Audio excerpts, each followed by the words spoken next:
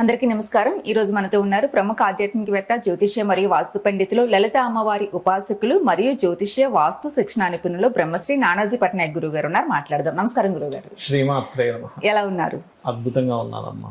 అమ్మవారి దయ, అమ్మవారి అనుగ్రహం అంతా అందరికీ ఉండాలి కూడా. ఖచ్చితంగా. గురుగారు, ముఖ్యంగా వాస్తు విషయంలో ఈ మధ్య కాలంలో చిన్న చిన్న డౌట్స్, అంటే మనం పూర్వం నుంచి వస్తున్నవి కూడా ఈ మధ్య చిన్న చిన్న డౌట్స్ పడుతున్నారు. ముఖ్యంగా మీరు వాస్తు పండితులు కాబట్టి ఇంట్లో దేవుడి గది ముఖ్యంగా ఈశాన్యంలో కట్టుకోవచ్చు అనేది అందరికీ తెలిసిన విషయం. మీరు కూడా చాలా సార్లు చెప్పారు, నాకు గుర్తుంది. ఇప్పుడు ఈశాన్యంలో దేవుడి గది పెట్టొద్దు, పూజ గది పెట్టొద్దు, దేవుడి ఫొటోస్ పెట్టొద్దు అని అంటున్నారు గురుగారు. అంటే మన జనాలకి చాలా కన్ఫ్యూజింగ్ గా ఉంటుంది ఇది. ముఖ్యంగా దేవుడి గది, పూజ గది అంటే చాలా ఇంపార్టెంట్ కాబట్టి మనకి. మీరు ఏం చెప్తారు? తప్పకుండా చాలా మంచి ప్రశ్న వేశారు. అయితే ఈ యొక్క విషయాలు చెప్తుంది నేనైనప్పటికీ చెప్పిస్తుంది సాక్షాత్ లలిత అమ్మవారిగా భావిస్తూ. ఇక్కడ ఏంటంటే ఈశాన్యంలో పూజ గది నేను పెట్టాలన్నా, లేదా పూర్వం వాళ్ళు చెప్పిన, పూర్వం నడుచుకున్నా, లేదా ఇప్పుడు పెట్టొద్దని అంటున్నా కానీ దానికి ప్రామాణికత అనేది ఒకటి ఉండాలి. గ్రంథం శాస్త్రపరంగా శాస్త్రంలో ఏముంది, శాస్త్రంలో ఏముంది అదే ప్రామాణికత. ఇప్పుడు నేను ఒక రోజు పెట్టొద్దని, ఒక రోజు పెట్టమని చెప్పడం నేను అర్హత ఉండదు నాకు. దానికి మనకి ఈ పుస్తకం చూడండి, ఈ గ్రంథం విశ్వకర్మ ప్రకాశిక సంస్కృత గ్రంథం. ఇది ఈ సంస్కృత గ్రంథాన్ని ఎవరైనా చదవాలనుకుంటే, ఇవాళ రేపు మనకు టెక్నాలజీ బాగా పెరిగింది కాబట్టి ట్రాన్స్లేషన్ పెట్టుకుంటే వచ్చేస్తుంది. ఇందులో 60వ పేజీ తీయండి. 60వ పేజీ ఇది 60వ పేజీ. ఈ 60వ పేజీలో మీకు కొద్దిగా హిందీ వచ్చు కదా, కొద్దిగా రాదా చూడండి. ఇక్కడ ఉంది, మీరు నెట్లో కొడితే మీకు ఇది ఈశాన్య దేవతా గృహం ఇక్కడ చూసారా. అలాగే ఇక్కడ ఒక బొమ్మ వేసి, ఇది తూర్పు, ఇది పడమర, అంటే east, west, north, south. North కి ఈస్ట్ కి మధ్యలో ఉన్నది నార్త్ ఈస్ట్. ఇది ఈస్ట్ కి సౌత్ కి మధ్యలో ఉన్నది సౌత్ ఈస్ట్, అంటే ఆగ్నేయం. ఇది నైరుతి, ఇది వాయువ్యం. ఇక్కడ ఏమన్నా చూడండి, పూజా గృహం ఉంటుంది చూడండి. ఇక్కడ ఈశాన్యంలో పూజా గృహం ఉంది కదా. ఇది నేను మీకు ఫోటోగ్రాఫ్స్ కూడా ఇస్తాను, ప్రేక్షకులకు కనబడ్డానికి మీరు స్క్రీన్ మీద కూడా వేయచ్చు. తప్పకుండా ఈ పుస్తకం ఇస్తాను. 62వ పేజీలో ఉండేటువంటి ఈ 60వ పేజీ, ఈ 61వ పేజీ, ఈ 2 పేజీలో ఉన్నది కూడా ఇస్తాను. అయితే ఇక్కడ కొంతమంది ఏంటంటే పూజా గది కట్టుకోవడం వల్ల మూత అయిపోద్ది అంటారు. మూత ఎప్పుడవుతుందో నేను మీకు క్లారిటీ ఇస్తాను. క్లోజ్ అంటే వాళ్ళ దృష్టిలో ఏంటంటే అయ్యో మూత పడిపోద్ది కదా అనే భావంతో వాళ్ళు చెప్తున్నారు. కానీ ఇక్కడ ఏంటంటే మూత ఎప్పుడు ఏర్పడుతుంది, మీరు పూజ గది కట్టుకోపోయినా మూత ఏర్పడుతుంది. ఎందుకు? అక్కడ ఎటువంటి వెంటిలేషన్ లేకపోతే, అక్కడ కిటికీ కానీ తలుపు కానీ లేకపోతే అది క్లోజ్ అయినట్టు అవుతుంది. ఎందుకు అంటే మనకి వాస్తులో కేవలం ఏదో 4 మొత్తం ఒక 200 గజాల్లో ఇల్లు కట్టేసుకున్నాము, దాంట్లో ఒక దగ్గర బాత్రూమ్ పెట్టుకున్నాము, ఒక దగ్గర ఆగ్నేయంలో కిచెన్ పెట్టుకున్నాము, లేకపోతే ఇంకో దగ్గర ఏదో బెడ్రూమ్స్ కట్టుకున్నాము, అలా కాదు. మనకి వాస్తు పురుషుడు అని ఉంటారు, బ్రహ్మస్థానం అని ఉంటుంది, గర్భం. అక్కడెక్కడ పిల్లర్స్ రాకుండా మనం ప్లానింగ్ చేసుకుంటాం ఇప్పుడు ఇల్లు కట్టుకునేటప్పుడు.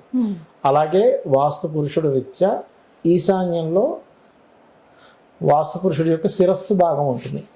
ఇప్పుడు ఎవరైనా సరే మైండ్ కుచితమైన మైండ్ ఉండాలా, ఓపెన్ మైండెడ్గా ఉండాలనుకుంటామా? కుచితమైన ఓపెన్గా ఉండాలనుకుంటాం కదా. మైండ్ కుచితమైనటువంటి మైండ్ ఉండకూడదు అనుకుంటాం కదా. ఓపెన్గా ఉండాలి. ఆ సంకోచించుకుంటున్నాం, లేకపోతే వాళ్ళల్లో వాళ్ళు ఉండిపోయేటట్టు ఓపెన్ మైండెడ్ ఉండాలనుకుంటాం కదా. అలా ఓపెన్ మైండెడ్ ఉండాలంటే ఏంటి? ఈశాన్యం ఓపెన్ ఉండాలి. ఆ నివసించే వాళ్ళ ఇంట్లో ఇక్కడ మన వాస్తు పురుషుడి మీద పడే స్ట్రెస్సెస్ వీళ్ళ మీద పడుతుంటాయి. అక్కడ కిటికీలు కానీ ఏమీ లేకపోతే, ఓపెన్ మైండ్ లేకపోతే వీళ్ళ ఇంట్లో ఉండే వాళ్ళ తత్వం కూడా ఆలోచన విధానంలో మార్పు వస్తుంది. అందుకని అక్కడ కిటికీ కానీ ద్వారం కానీ పెట్టుకోవాలంటారు. మెయిన్ డోర్ అని కాదు, ఒక ద్వారం ఉండాలి, ఒక కిటికీ ఉండాలని చెప్తూ ఉంటారు. ఈశాన్యం ఎక్కడ వస్తే అక్కడ. ఇప్పుడు ఈశాన్యం ఎంతసేపు మనం ఈ మూలను ఉన్నది మాత్రమే ఈశాన్యం అనుకుంటే తప్పు.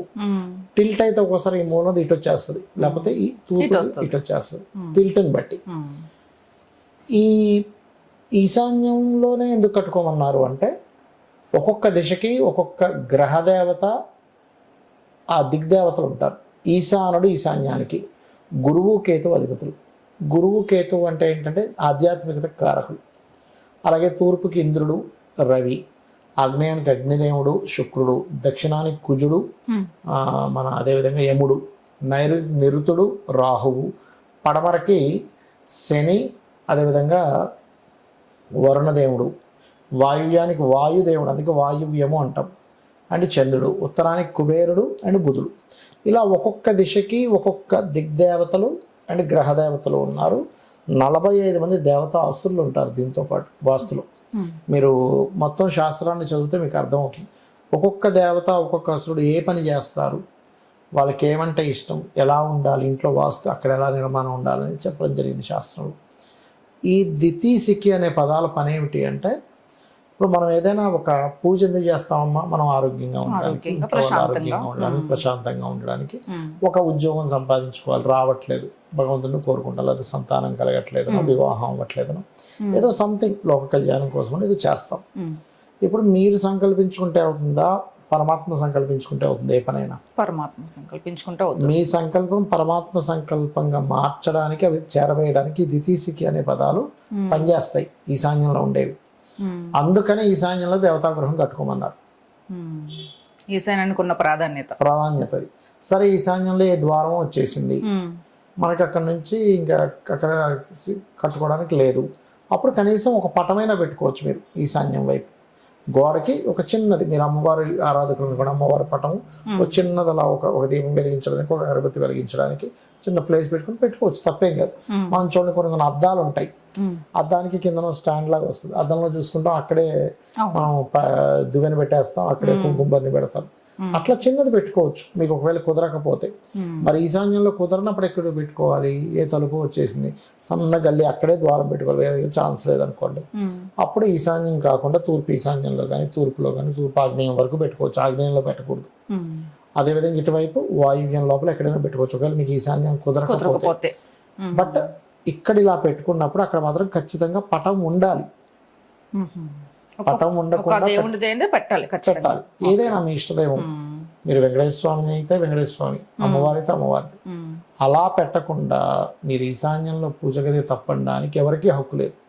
శాస్త్రంలో చెబుతుంది. నువ్వు శాస్త్రం రచించిన వాడివి కాదుగా, విశ్వకర్మ రచించాడుగా, మనమా వాస్తుని క్రియేట్ చేసింది, మనం కాదు కదా. అప్పుడు ఎవరు చెప్పింది ప్రామాణికత? మనం పూర్వం నుంచి వస్తున్నాయి కూడా డౌట్స్ వస్తుంటే. అవును, అంటే కొంతమంది మూతపడిపోద్దేమో అనే భావనతో చెప్తున్నారు. వాళ్ళ ఆలోచన, వాళ్ళది ఆ విధానం. కానీ శాస్త్రంలో ఏం చెప్పారో చూసుకోవాలి.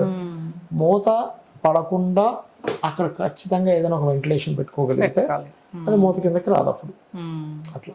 అలాగే కొంతమంది తెలియక ఇప్పుడు వాష్రూమ్స్ ఎలా అయితే ఎత్తు కట్టుకుంటారో అలాగే ఈశాన్యం కూడా ఎత్తు కడతారు, అలా కట్టకూడదు, అది కూడా దోషం కిందకి వస్తుంది. ఈశాన్యంలో కొంచెం white or light blue colours ఉంటే మంచిది. కలర్స్ విషయంలో కూడా చూసుకోవాలి, ఇలా చూసుకుంటే సరిపోతుంది. వాస్తు అంటేనే చాలా పెద్ద సబ్జెక్ట్ కదా గురువు గారు. అంటే ఇన్ డెప్త్ గా తెలిసిన వాళ్ళకి పూర్తిగా తెలుస్తుంది, మీలాంటి వాళ్ళకి. తెలుసుకోవడం ఏం లేదు, ఇప్పుడు అందరూ తెలుసుకోవచ్చు, అందరూ చదవచ్చు, దాని గురించి పూర్తిగా అధ్యయనం చేయగలగాలి. ఇప్పుడు అందరూ అర్హులేనమ్మా ఏ శాస్త్రం నేర్చుకోవడానికి, అందరూ అర్హులే, కుల మత భేదాలు ఏమీ లేవు. కాకపోతే నువ్వు సబ్జెక్ట్ నువ్వు గురువు దగ్గర లేకపోతే పలానా గ్రంథాలు తీసుకుని దాన్ని రీసెర్చ్ చేసి చదవాలి, అంత ఏం లేదు. అందరూ చదువుకోవచ్చు, అందరూ తెలుసుకోవచ్చు, ఎవరు ఎక్కువ కాదు ఎవరు తక్కువ కాదు. ఇక్కడ చాలా మందికి ఉన్న డౌట్ క్లియర్ అవుతుంది గురుగారు. దేవుడి గది అంటే ఖచ్చితంగా ఈశాన్యంలోనే ఉండాలి. ఎగ్జాక్ట్లీ. కుదరకపోతే మీరు చెప్పినట్టు చిన్న చిన్న ఆప్షన్స్ అయితే చేసుకోవచ్చు. ఓకే గురుగారు, జై శ్రీరామ్. శ్రీమాత్రే నమః.